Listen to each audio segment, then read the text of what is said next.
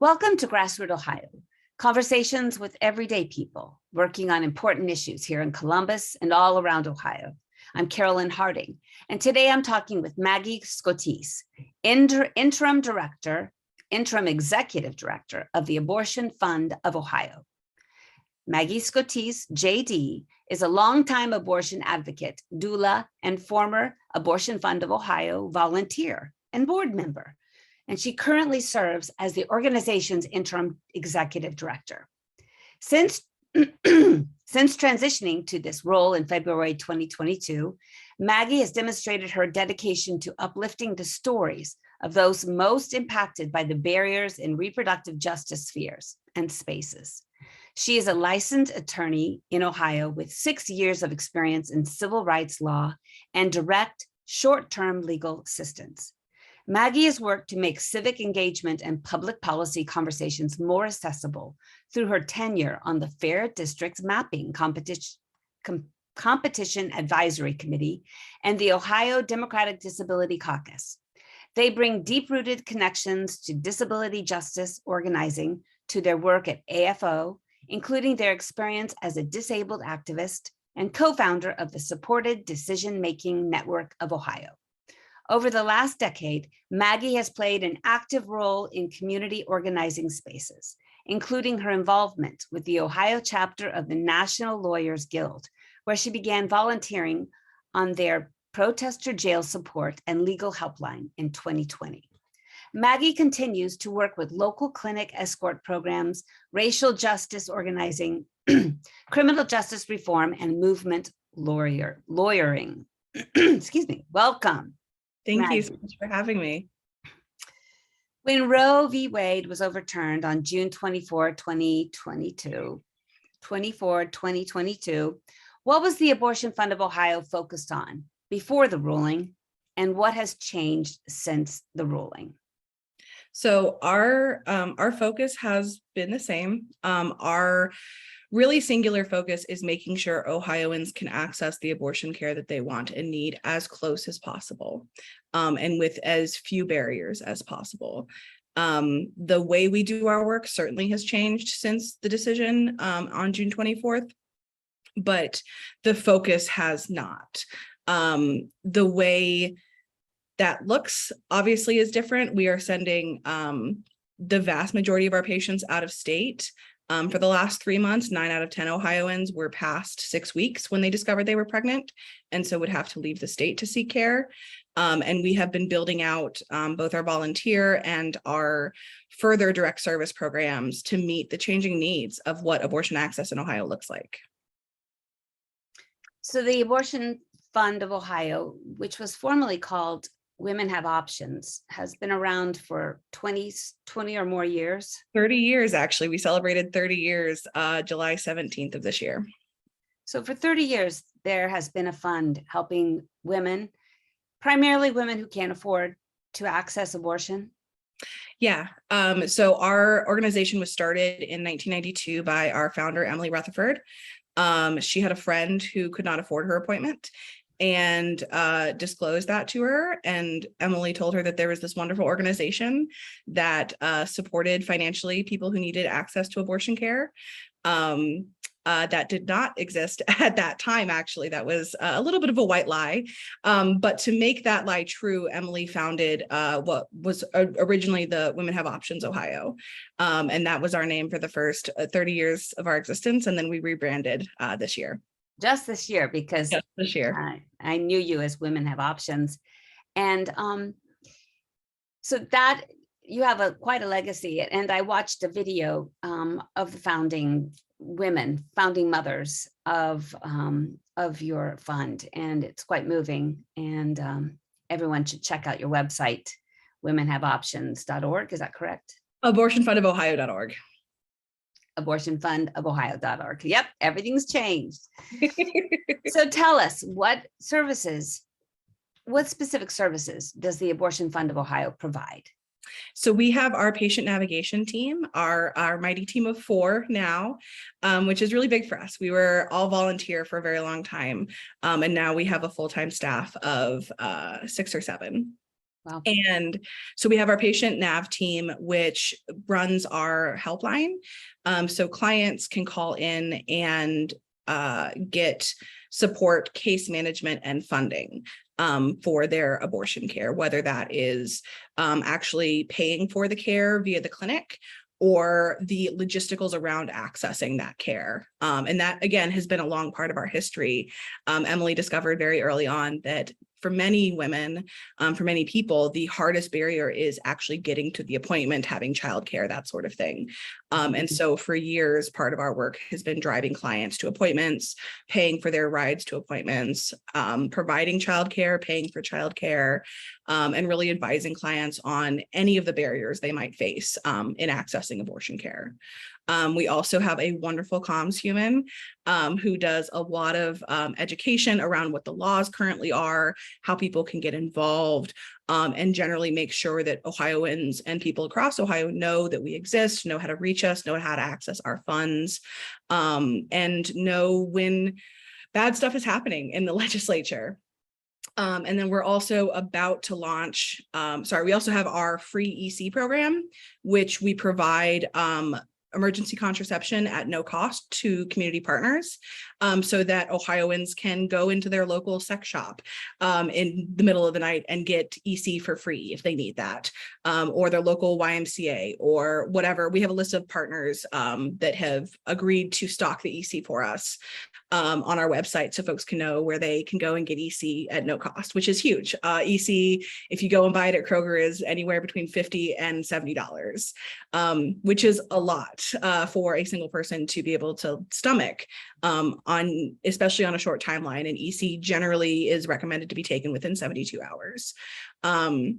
And then we are about to launch our legal access program, which will provide legal case management for anybody who is facing criminalization for their reproductive health choices, and also can serve as a short-term assistance program where people can get questions answered about what the law in Ohio is and how that might apply to their specific question about access. That's pretty comprehensive. Because that was my next question was, as these laws become more and more restrictive, how are you and the volunteers protected legally, and how are the people that access your services protected? Yeah, so we've been investing a lot in the last year in building up that response to the rising criminalization of abortion. And so part of the legal access program is making sure that anybody who has questions about criminalization can call us. Anybody who has contact by law enforcement, we have a wonderful relationship with a criminal defense firm in Cleveland that has volunteered to offer pro bono support for anyone who does an intake with us, and has a network of attorneys statewide, so that if they have an arraignment or actually are to be arrested, we can get legal counsel to them very quickly. We also have been working on putting on these legal symposiums. We had one in July to inform the public, to inform lawyers, to inform practitioners around what the changing laws means, how to think about these laws, and how to best act so that they can keep their patients and their practice safe. And then additionally, we've also been working with many of our colleagues across the state to develop what will be called the Ohio Reproductive Liberty Defense Fund, which is a bail and legal fund that is being created to be able to foot the legal costs of any very severe criminalization. So if somebody were to be charged with felony murder, for example, for seeking an abortion, that's something that's really hard for private attorneys to do on a pro bono basis, because that's how they feed their families. And so to creative plan in advance for what we know the state will eventually do, we've created this bail and legal fund so that our wonderful pro bono attorneys can afford to continue to represent their clients, even if the charges become very severe.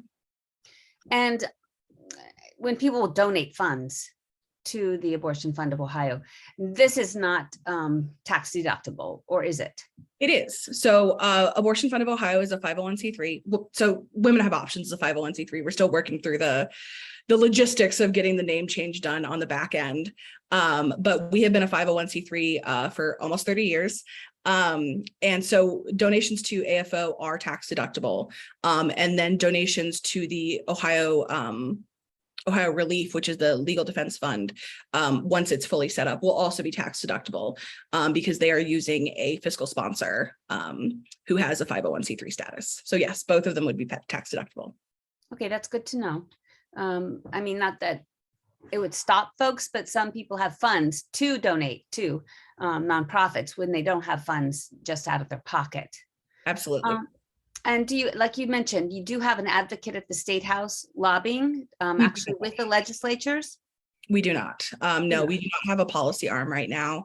We do occasionally testify at the State House, but we are a 501c3, so the vast majority of our work is not lobbying or political.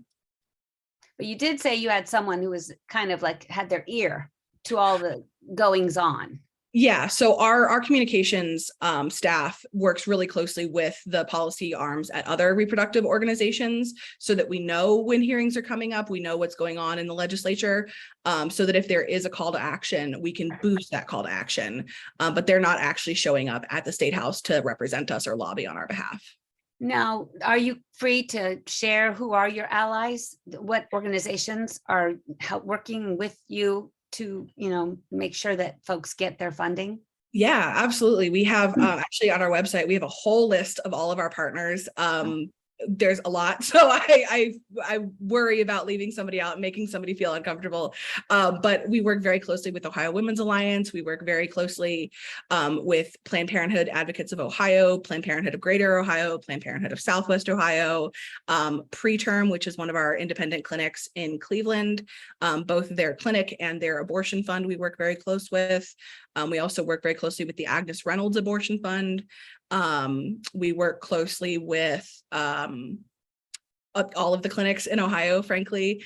And then also any of our affiliated organizations. We work closely with organizations that do racial justice organizing and disability justice organizing and economic justice organizing. The National Association of Social Workers we work very closely with.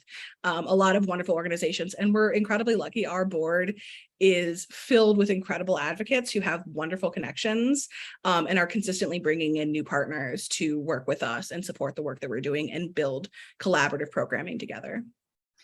Well, it sounds like you, because I looked at your bio and you've done a lot of work with social justice and reproductive justice, but disability work and legal access to folks. So tell us about your path to working with this fund, and what were the steps that got you to being so concerned and then taking action? So I actually grew up in a very conservative household. My mom is still extremely conservative and not particularly happy about what I do for a living. But when I was just out of college, one of my best friends actually had an abortion and did not tell me for several months. She didn't tell anybody except for her partner at the time. And when she did finally disclose that she'd gotten an abortion, she told me that she hadn't told me previously because she did not know how I would react. And she was really worried that I would not want to be her friend anymore, that I wouldn't love her, I wouldn't support her. And that was a real turning point for me. It's not as though I was like very strongly anti-abortion before that, but it did not feel to me like something that was my topic to talk about. And it really hit home for me how much harm is caused by simply remaining silent in these conversations. And I made a promise to her and a promise to myself that I would not be silent about this anymore, because I did not want anybody I love to ever have that same fear that I would not love or support them for making the choices that were best for them. And around the same time, I had a friend that I met in law school who was a volunteer at Women Have Options and was very closely associated with the board. And so just through socially, I ended up going to a couple of events and started volunteering and met some of our clinic escorts. And I represented an AFO volunteer pro bono at one point, and had just a wonderful experience of really using the education and the privilege that I have to create real world impacts for people that are putting their lives and their bodies on the line to do the work. and joined the board when the opportunity presented itself, and then was on the board for about 6 years before this job offer was made. This is Carolyn Harding, and this is GrassRoot Ohio. And today I'm talking with Maggie Scotece. She's an attorney with the Abortion Fund of Ohio, and providing funds for folks that may not have access, and certainly in these times of Ohio's laws restricting abortion access, definitely helping many people find access to an abortion care. So how can people, listeners, support this work? You need funds, you need volunteers. How can folks who really want to help others, if they have funds or if they have time, what's your needs? That is one of my favorite questions, because there are so many wonderful ways to support this work. We love donations. 100% of our grassroots donations go right back into funding direct access to care. So whether that is donations that go to our clinic block grants, so that people who show up at the clinic but maybe don't have access to us can still get funding for their procedure, or direct grants to clients for their procedure or for the logistics. We also have partnered with Ohio Women's Alliance on the member, I am now blanking on it, it's the MAP program, and they're managing a wonderful training and recruitment module so that people who are interested in getting involved, both with AFO and other reproductive justice organizations, can get trained. They can get sort of the background on how we got here, what kind of language to use, what are our values, what's really important, how to move in this space in a way that doesn't create more harm or stigma, and really be exposed to the various ways that people can volunteer. They are running a wonderful peer-to-peer support helpline that folks can call in and get referrals to vetted resources and all sorts of stuff like that. And the volunteers that go through that process will then be made available to AFO for people who need to drive clients to their appointments, providing childcare, dropping off emergency contraception to a client if we need to do that. Like I said, we are always accepting donations. We have had a wonderful variety of people have creative ways to support us. We had chefs who did a dinner and raised funds for AFO. We had a wonderful group of people up in Cleveland who did a screening of the Janes and donated the money to AFO. We have somebody doing a carpool in a couple of weeks who's donating the money to AFO. We had a burlesque show. We have anything and everything that people can think of. We love the creativity and the ways that people are bringing their full selves and their community into this conversation. We also have been working with some wonderful folks down in Athens who have been doing self-managed abortion trainings and teach-ins so that everybody in the community can feel fully aware of what their options are and have the knowledge about reproductive decision-making and community care that has been in existence for decades, and know what access looks like now in obtaining an abortion outside of a clinical setting, what the realities are, how dangerous it is, the lack of danger more specifically, and the fact that mostly the only danger comes from the criminalization, that reasonably speaking, the access to self-managed abortion through medication is incredibly safe. Ibuprofen and Tylenol are more dangerous than misoprostol and mifepristone, and really giving folks the information so that they feel empowered to make decisions in their communities and support the people in their communities, because that's one thing that we are very aware of is we are a very small organization. We've been around for 30 years, but we still have a very small full-time staff. And Ohio is a big state. Right.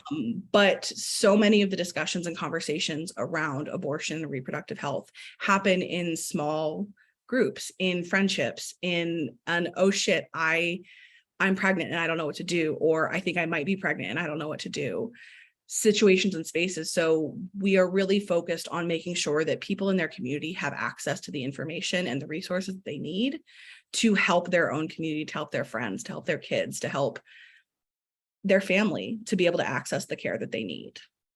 So it sounds like if folks reach out to you via your website, Mhm. you can connect them with education, you connect them with a direct link of how they can donate with Yep. their fundraiser. Basically, you're a resource hub, Yep. as well as able to fund and connect folks with legal resources as well. Yeah. I wanted to just backtrack. A friend of mine is from Athens, and she just held a fundraiser for you all, I think this last week. And I also heard you speak from a symposium up in Cleveland. It was a legal medical symposium on post-Dobbs Mhm. decision. And you were talking about the symbol of your logo, which is the red clover. Can you talk about that and about Appalachia, and also, again, a little more about the medication self-care? Yeah. So when we were rebranding, we had a lot of discussion about what we wanted to be the symbol of AFO. And we decided on the red clover, which is a historical abortifacient, herbal abortifacient that was used, especially in Appalachia, to self-manage abortions. And we wanted to use that symbol as an homage to our history. We come from Ohio. We come from people in their community coming together to take care of each other. And historically, a long time ago, that meant using herbal abortifacients. And especially in places like Appalachia, where access to in-clinic care is hard to get, if you can get it, and it's even harder to afford. The reality is self-managed abortion has existed for millennia and will continue to exist. And while there are more reliable and potentially safer options through medication these days, the reality is that herbal abortifacients will always be a part of our story and always deserve the respect of the community care that they provided, right? And so now we are incredibly lucky that most people can, if they choose to, access medication abortion.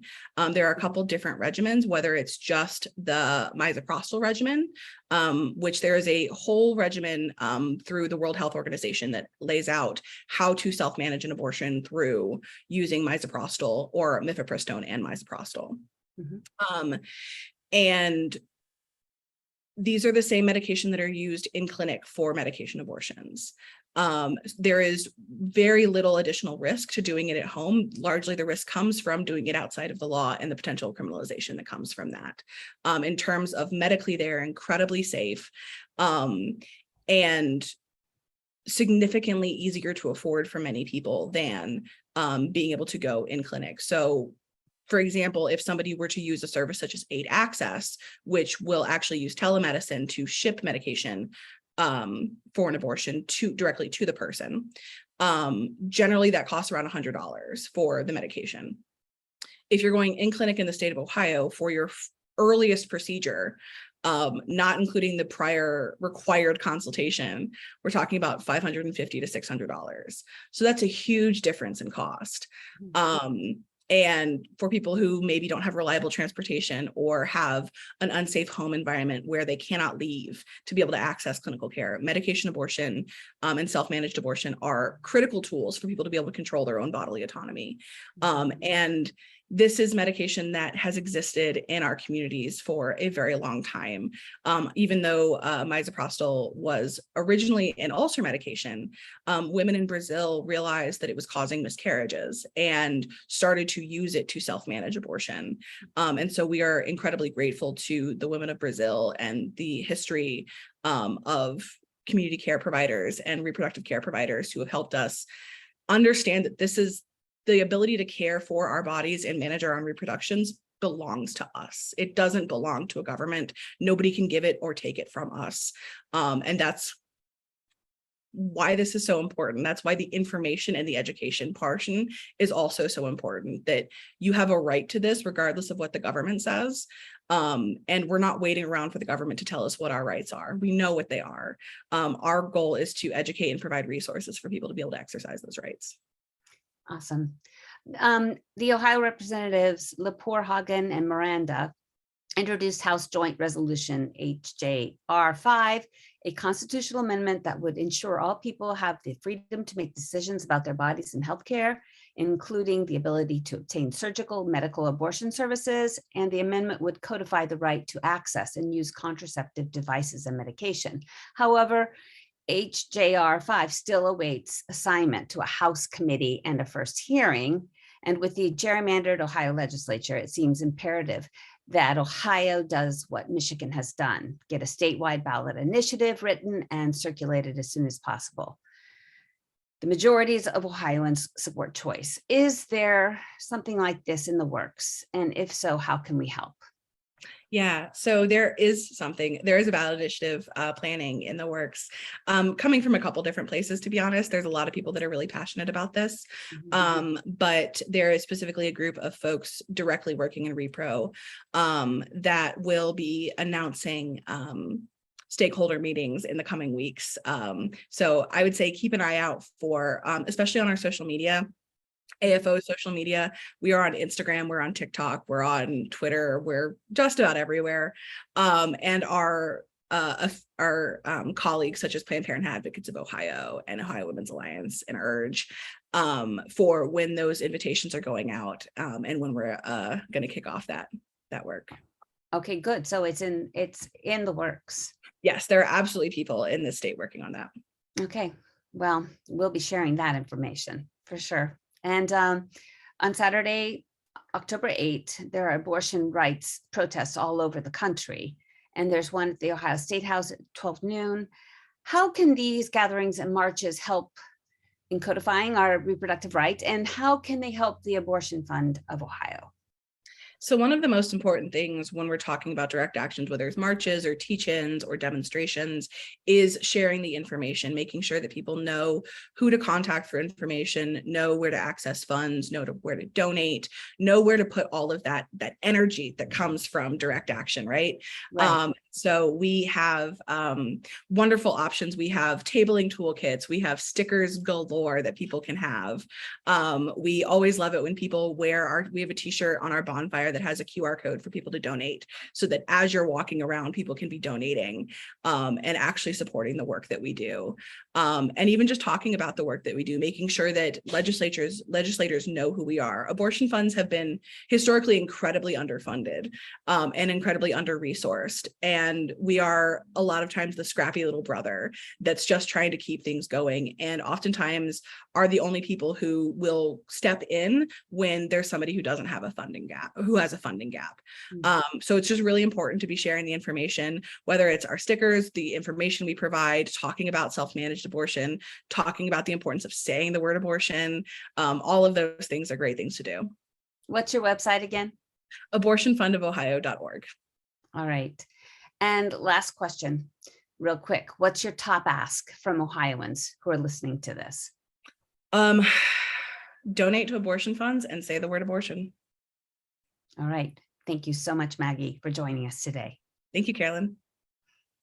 In addition to our Friday 5 p.m. broadcast on WGRN.org, GrassRoot Ohio now airs on Sundays at 2 p.m. on WCRSFM.org, 92.7, 98.3 FM Columbus, and at 4 p.m. on WEJP-LP 107.1 FM in Wheeling, Moundsville, West Virginia.